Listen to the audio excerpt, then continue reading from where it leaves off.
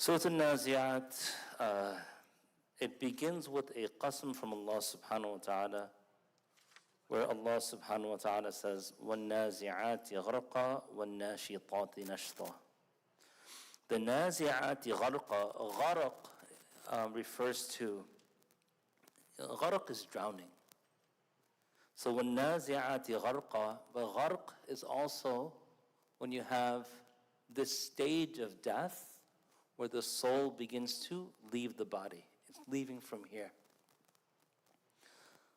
كَلَّا إِذَا بَلَغَتِ الْحُلْقُمْ وَأَنْتُمْ حِينَئِذٍ تَنْظُرُونَ. So when nazi'ati gharqa, Allah Ta'ala, this waw is waw al-qasam, and He takes an oath. And He's taking an oath on those angels that yank the souls harshly out of those who are evil. When nashitati nashta, nashitat refers to what? This is going to be the angels that lightly pull out the souls. So now there's two sets of angels that are being discussed over here. The angels that very roughly or very harshly, they yank out the souls, and those angels that very kindly and lightly take out the souls. Okay, if you go, just tell me. You're going right now? Okay, then come back.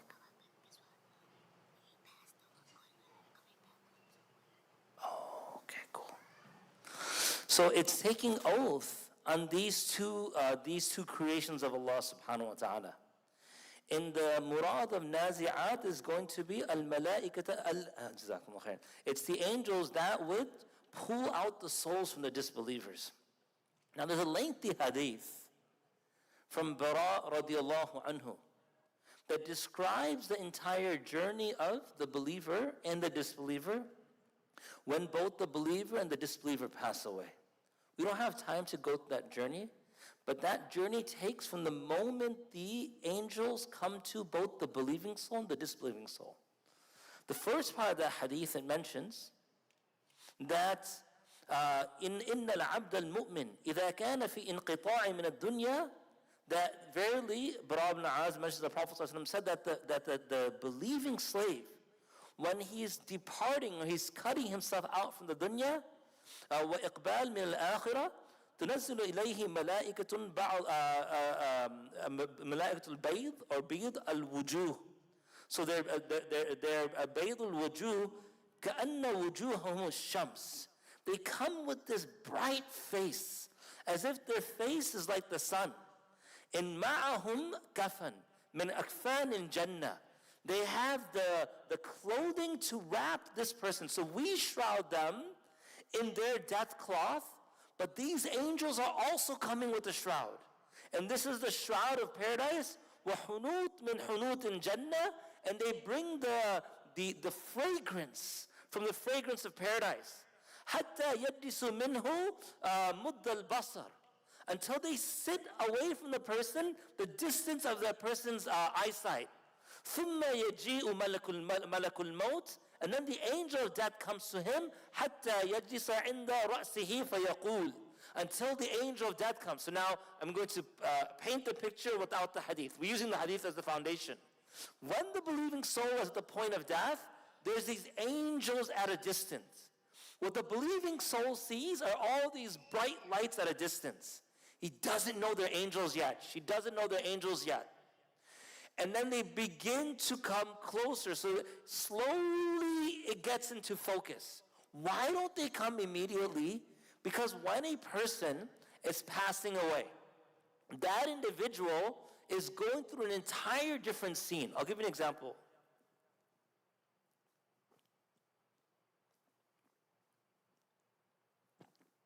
Years back, this is 21 years ago. 21 years ago, at this point, had just come out of a coma. I was in a coma for 11 days. Maybe I was still in the coma. I don't remember because I was in a coma. And when I was there, the doctor had told my wife that he's not going to live. This is, prepare the burial. He has less than a 5% chance of survival, etc. Now, what caused me to get to the ER was an accident. It wasn't a car accident. It was actually a climbing accident. So 25 feet up, and then a branch snapped. I fell. Now, obviously, I wasn't dying. Oh, I was dying, but I didn't die. So I remember first of all, I remember hitting the ground. I remember 25 feet fall. And if anyone's like 25 feet, how much is that? Take one basketball rim, then add another basketball rim, and then another halfway up. That's 25 feet. And so, and I snapped this shoulder blade. I could just tell by the scars. I snapped this shoulder blade. My entire body, if I were to remove my garments here, it's just scars.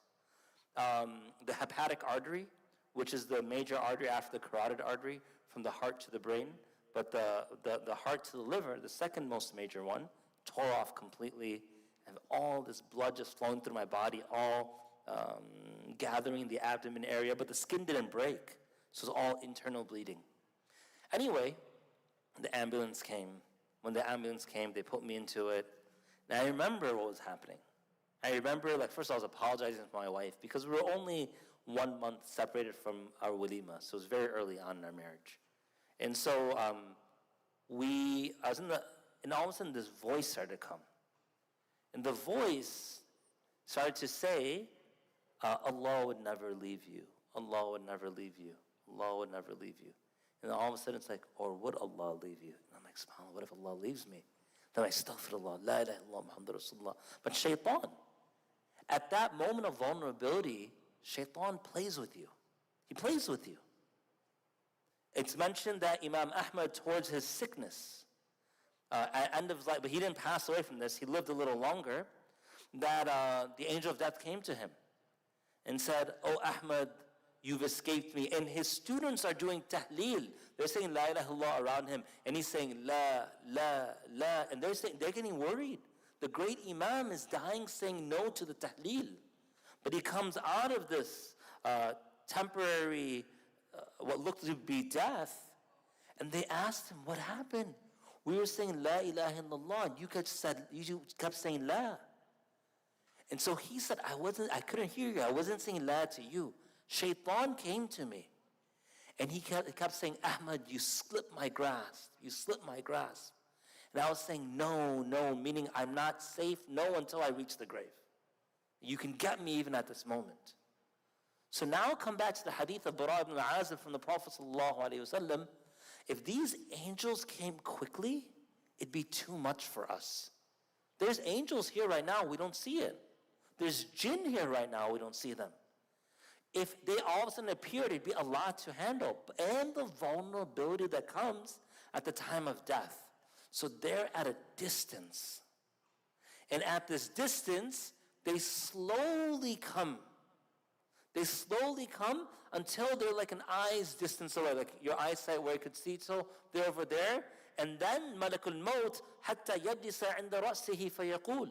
Then he comes to the head of the believing soul who's passing away, and he said, أَيَّتُهَا النَّفْسُ الْمُطْمَئِنَّةِ, O you restful soul, أُخْرُجِي إِلَى مَغْفِرَةٍ مِّنَ اللَّهِ وَرِضْوَانٍ.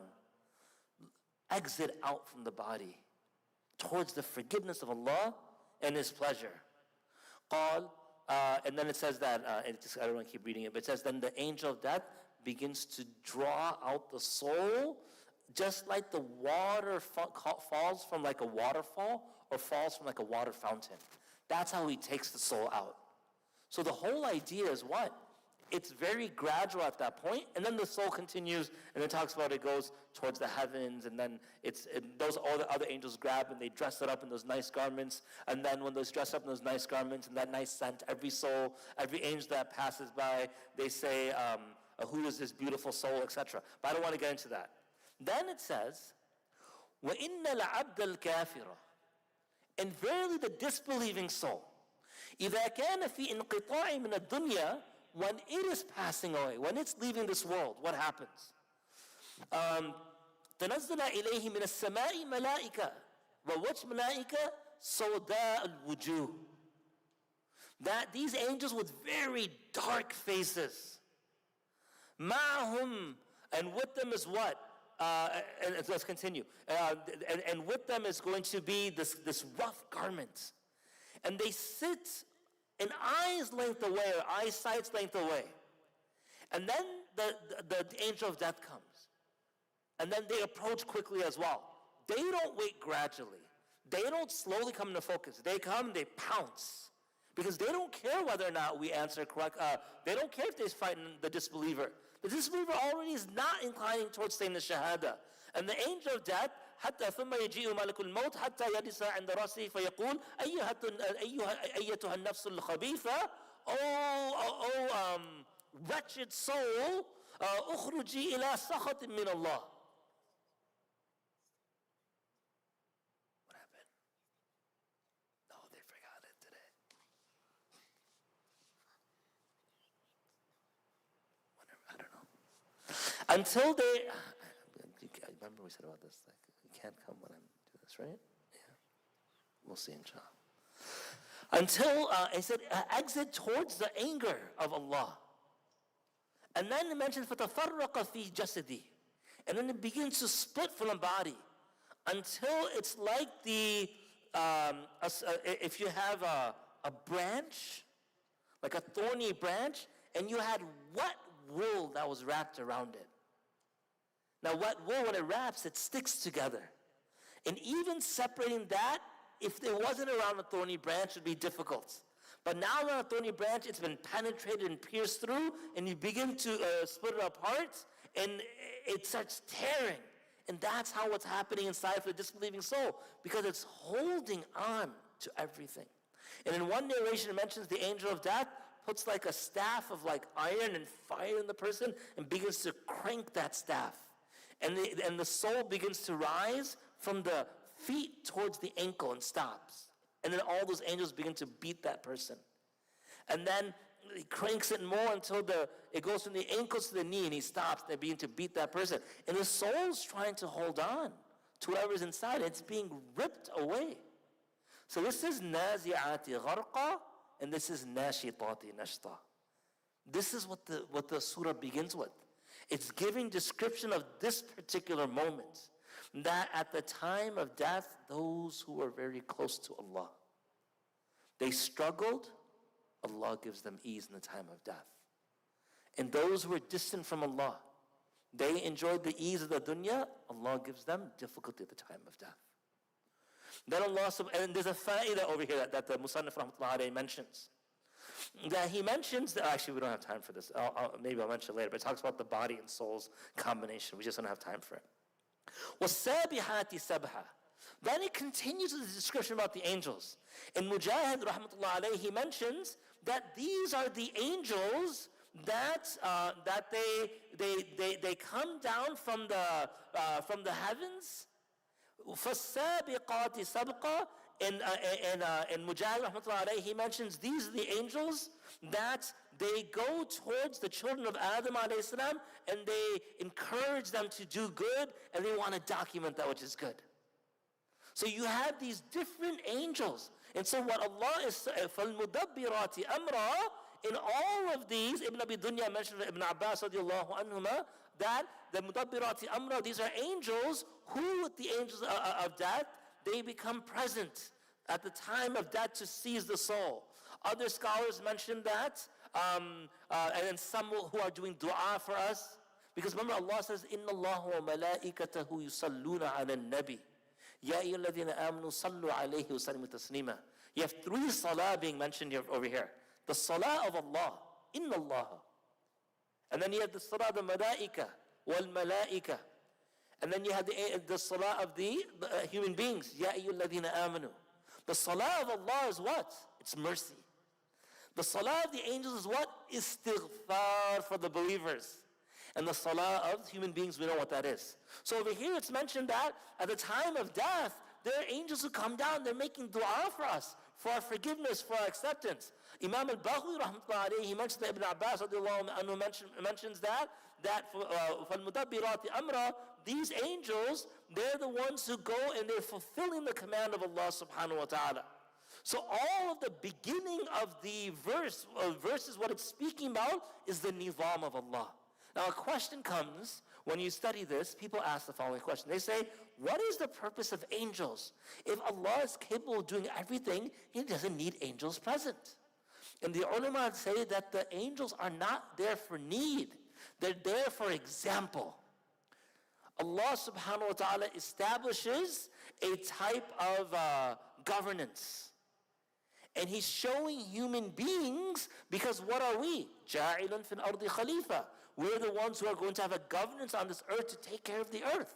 So Allah is showing human beings this is how it's supposed to be. There has to be one leader. Then there has to be assigned responsibilities that one, even though Allah can do everything, but He's showing us that's not how it's supposed to be. That's not how it's supposed to be. The leader is supposed to be in one place. It's supposed to delegate the responsibility. So this is an example and a lesson for the believers and the people who are khulafa, they do istikhlaf on this earth. They're taking care of this earth, that this is how things are supposed to be. And everyone knows, anyone MSA over here? MSA people? No MSAs? They have MSA, 100%, right? That's how you got married. Anyway, that's how, that was just actually a joke, but if there's truth in it, then I'm worried. I haven't been in a marriage. I got no problem with it. MSAs, they always have an amir and a what? Amir and what? They have a shura, but amir and what? Because they're trying to be politically correct. What is it? Amir and amira. That's often how it used to be. Maybe it's changed since then. Because they're only politically correct. There should be two leaders, guys, girls, etc. Fist bump the guy. You're leaving him hanging. Come on. Thank you. So you have both of these there. Now, if you have two leaders, what's the issue? Constant fighting. Constant fighting. Even in the household, what's the issue? If the husband and wife are not the same position, yes, there's shura between them, but there's one amir.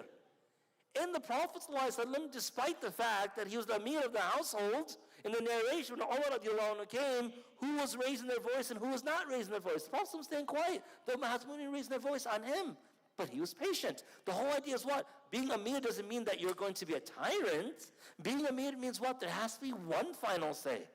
In Quran, Allah Ta'ala mentions that if there were multiple Allahs, if there was multiple gods, لَفَسَدَتَا, there'd be corruption governing the earth. Imagine, hasha lillah, one God saying, I like the night being black sky. Other guy says, God says, no, I like the night being yellow sky. It'd be constant fighting.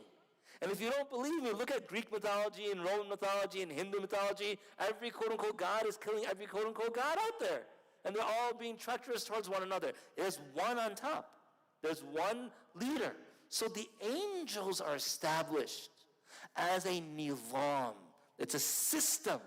So then our job of being khulafa on this earth is to learn from that system and see, okay, there's a masjid. There's going to be a amir of the masjid. There's going to be then responsibilities in the masjid. There's an institution. There's an amir of this institution. There'll be delegated responsibilities to the institution, etc. So here you have angels who pull the souls out from those who are evil. You have angels who pull the souls out from those who are good. You have angels who come forth and they're remembering Allah subhanahu wa ta'ala, and they come towards the earth and they grant protection. You have angels who come and they're those individuals who race towards doing good or encouraging others to do good. You have all these angels, mudabbirati amra, who carry out the command of Allah subhanahu wa ta'ala. And some of the ulama, they say mudabbirati amra means what? It refers to the angel of death, Israfil alayhi salam. The four angels, Jibra'il, wa Mika'il, wa Malakul Maut, wa Israfil. And then Jibra'il has his responsibility, and then he is the leader of the angels in the army, and he sends the revelation down. And we know Mika'il alayhi salam, he has a responsibility. He has the rains come down so the crops grow. And Israel, he has a responsibility, which is to biqabd al-anfus, to take the souls from people. And Israfil, he has the job of blowing the horn. And neither takes responsibility from others. And mudabbirati amra, they carry out the command of Allah subhanahu wa ta'ala. Then, so Allah is starting this conversation by showing what? Every angel has a responsibility. And they fulfill it. And no one's saying, oh, I wish I could be that angel. I wish I could be that angel. Every day the hadith mentioned 10,000 angels do tawaf of the Baytul Ma'mur. That is the extension of the Kaaba into the heavens where the angels do tawaf. At the end of that tawaf, those angels, so many are waiting in line, they never get a chance until the end of time. They don't come complain to Allah, oh Allah, this is not fair, so-and-so human being, every year she goes to Hajj, goes to Umrah, do tawaf all the time, we can't do it, we have to wait in this long line. They don't complain. They fulfill the command. None of the angels, the Hamilul Arsh, they don't come and they say, oh Allah, we're holding your throne. We want to go down and be the one who gives the message to the Prophet ﷺ. They don't have these complaints. What they're giving, they fulfill. And they fulfill with protection. يَوْمَ تَرْجُفُ الرَّاجِفَةِ. Then Allah does a scene change. Why does He do the scene change? Because what He's doing is showing that the angels complete the task of Allah and they do it with perfection without any complaints. Now human beings, there's going to be a day where you will be held to task. Did you complete the task, the assignments, the worship, whatever Allah asked of you, or did you not? That's now the juxtapositioning of that first scene to the second scene. And it's done so beautifully. Now Allah mentions يَوْمَ تَرْجُفُ الرَّاجِفَةِ. He mentions the malaika. The Quraysh believed in the malaika. They believed in the angels. They call them حَاشَ لِلَّهِ بَنَاتُ اللَّهِ, the daughters of Allah. Allah is pure of all such things. But they believed in them. They believed in angels. But they didn't believe in the Day of Judgment. So then Allah Ta'ala mentions يَوْمَ تَرْجُفُ الرَّاجِفَةِ, that these angels, this is the jawab al-qasam. What's the qasam? All these 5 initial oaths are taken at different types of angels. All 5 are different types of angels. Then Allah Ta'ala takes He sets the stage. That تَرْجُفُ الرَّاجِفَةِ. On this day, that in the miqdar ذَلِكَ الْيَوْمِ 50,000 سَنَةً, that this is going to be 50,000 years from the first blowing of the horn until the entrance into paradise and into hell. May Allah grant us paradise and protect us from hell. And then Mujahid rahmatullahi alayhi says, تَرْجُفُ الرَّاجِفَةِ. What's it? تَرْجُفُ الْأَرْض وَالْجِبَالِ وَهِيَ الزَّلْزَلَةِ. It's going to be the day where the earth shakes its shaking. It has this manifest end. يَوْمَ تَرْجُفُ الرَّاجِفَةِ. And تَرْجُفُ الرَّاجِفَةِ, this is going to be what Allah Ta'ala, now this is not maf'ul mutlaq, but Allah is using the same subject as the verb to show what? To show a lot of intensity. That this is going to be such a shaking that the earth will not survive it. And as you remember from Surah Al-Inshiqaq, إِذَا السَّمَاءُ انشَقَّتْ Anyone? أَذِنَتْ لِرَبِّهَا وَحُقَّتْ. They're waiting in permission of Allah Ta'ala to complete His affair. The skies, the heavens, the earth, these things will cease to exist. And they happily end themselves to fulfill Allah's command. يَوْمَ تَرْجُفُ الرَّاجِفَةِ. The earth is going to end itself on this day. تَتْبَعُهَا الرَّادِفَةِ. And what's going to follow? That وَهِيَ الزَّلْزَلَةِ تَتْبَعُهَا الرَّادِفَةِ. What is this going to be? There's going to be the shaking, this initial shaking, then تَتْبَعُهَا الرَّادِفَةِ. And from this is going to be, from this initial shaking, some scholars say the first blowing of the trumpet, then there's going to be a second one that occurs. So there's going to be the blowing of the trumpet, the earth will have it shake and destroy itself, and then there'll be the resurrection will occur. Everything is going to come back. Including the angels, they also come to an end, by the way. تَتْبَعُهَا الرَّادِفَةِ. In Ibn Abbas radiallahu anhuma from Imam Bayhaqi rahmatullahi alayhi, he mentions that the first one is known as Rajifa. Why? Because this is going to be that type of shaking that causes everything to end. And the second one is known as Radifa, لِأَنَّهَا رَدِيفَةُ الْأُولَى, that this is going to be the way that now the Radif will occur. Now you're going to have from ceasing to exist to the beginning of re-existence. And so this, Abdullah ibn Mubarak rahmatullahi alayhi mentions in the Mursal Hadith that between these 2 trumpet sounds, between Bayna Nafkhatain, you have 40 sana. You have 40 years that will pass and everything will be gone. Everything will be gone.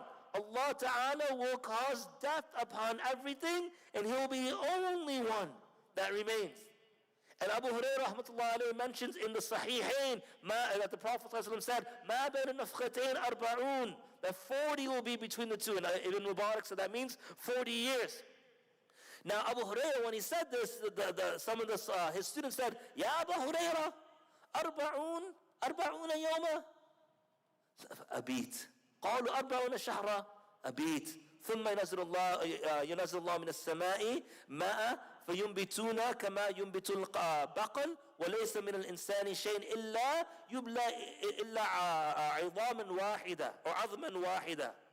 That after that, he didn't respond 40 days, 40 months, and then he said a rain will fall and will cause in the coccyx, in the tailbone, there'll be this small part that's like a seed that will remain, and this rain will fall and all of us will be like crops that grow out of the ground. تَتْبَعُهَا الرَّادِفَةُ وُجُوهٌ يَوْمَئِذٍ. Yeah, that's where I am. Okay. تَتْبَعُهَا الرَّادِفَةُ وُجُوهٌ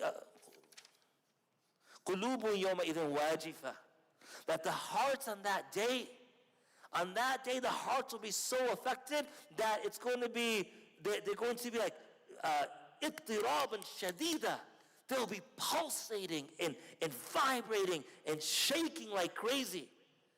They'll just be moving like speed beating, like it's beating out of their chest. أَبْصَارُهَا خَاشِعَةٌ.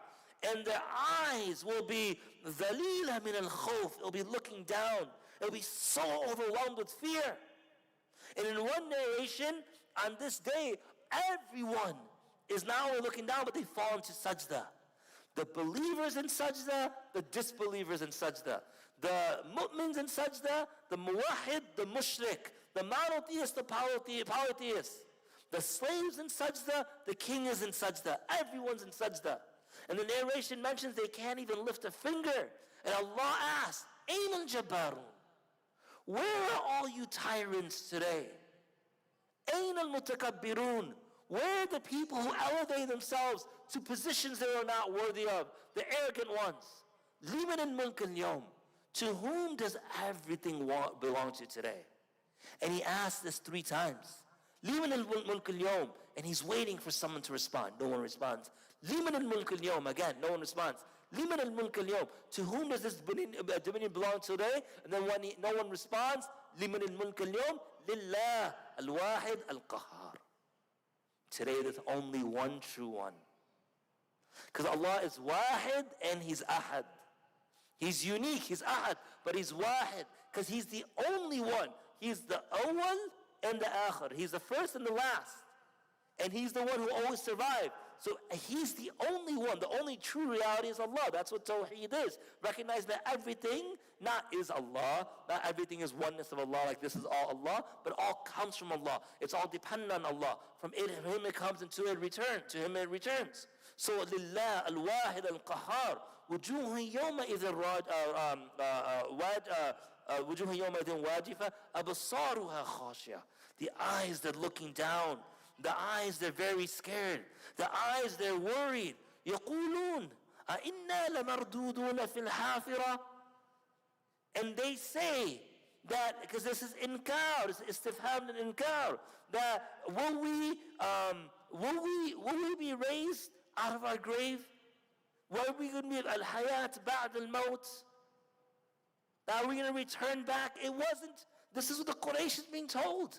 You don't believe this, but this is what's going to happen. And honestly, by extension, we have to ask ourselves the same question. Do we really believe in the Day of Judgment? I mean, we say we do.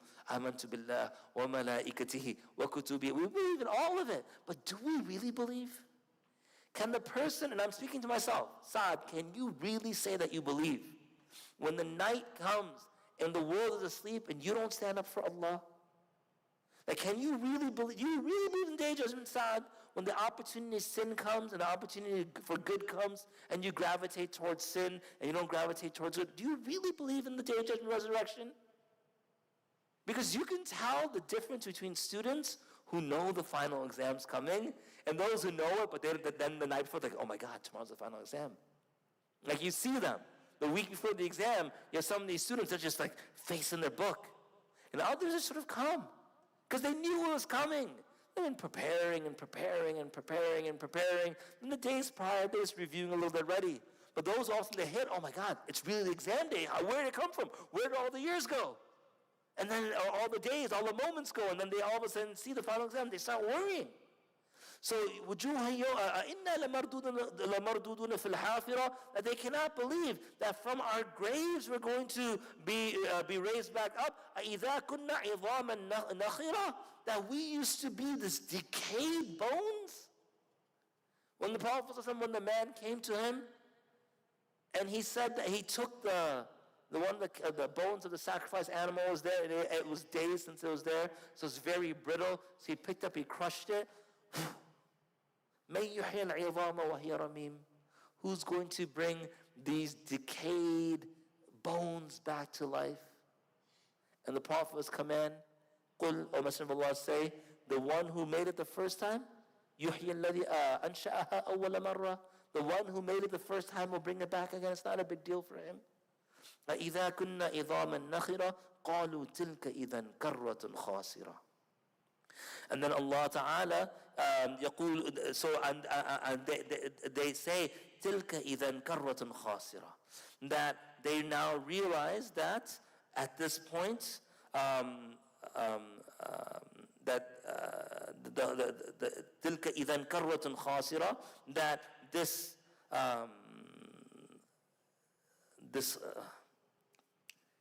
إِذًا كَرَّةً, كَرَّةً over here refers to what? رَجَعَةً. Can remember raja'a. That at this point, then this ishara will go back to the raja'a, to the radifa. قالوا تلك إذا كرة خاسرة فإنما هي زجرة واحدة فإذا هم بالساحرة.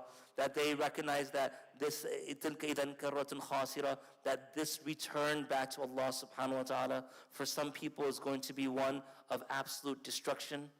فإنما هي زجرة واحدة. It's just going to be a quick sound that's going to cause it. And Allah in Surah Yasin, He mentions about the people, جاء من أقصى المدينة رجل يسعى واضرب لهم مثلا أصحاب القرية إذ جاء المرسلون. That there was a city, some of the ulama say it was Antakya, it was Antioch. I have a minute left, so I have to start wrapping up. It was Antioch. In this city, Allah Ta'ala has sent two, then a third messenger. Some scholars say they were prophets. Others say they were the disciples, the Hawariyun of Isa alayhi salam. So they go to spread the message. And then they are initially, two of them are in prison and tortured. And the third one comes to their aid. And then they're freed. But then the townsmen go and attack them and they corner them. And Habib al-Najjar, someone who was guided, comes to protect them. Then he's killed and they're killed. Then at the end of this whole section of Surah Yasin, with this whole story, what does Allah Ta'ala say? إِن كَانَتْ إِلَّا صَيْحَةً وَاحِدَةً. It's just one shriek and He took care of them. He didn't send down crazy attacks. He didn't send down like fire from the sky. These individuals were so worthless to Allah who disobeyed Him. One shriek, they were done. One shriek, they were done. And so over here, Allah is saying something similar. One sound, one trumpet sound, it's going to end all of it. Meaning it's so simple for Allah to put the world to an end and restart the world. He doesn't need, we have, inshallah, tomorrow, the day after, the gym's construction's going to begin. If you go outside, you see some of the excavators there, etc. Now, how did they break this down? You're going to see it's going to hit it, part of the wall's going to break, and they take that cloth, pull out, then they have to push out with the bulldozer, and then more. All of this to deconstruct it. This is a small gym, old gym. My math teacher from 7th grade, Miss Pribin, she used to go to Borg school, this school over here. My math teacher. The old building. And there's going to be so much, it's going to take days. We have to cancel school for a few days next week. Even for our Saturday seminary classes, we have to actually do it online because there's going to be a lot of noise, etc. Just for this old gym. Allah, إِنَّمَا هِيَ سَجْرَةٌ وَاحِدَةٌ فِإِذَا هُمْ بِالسَّاهِرَةِ. And then, هُمْ بِالسَّاهِرَةِ, everyone is going to be gathered. Everyone is going to be gathered at that time. No one's going to escape.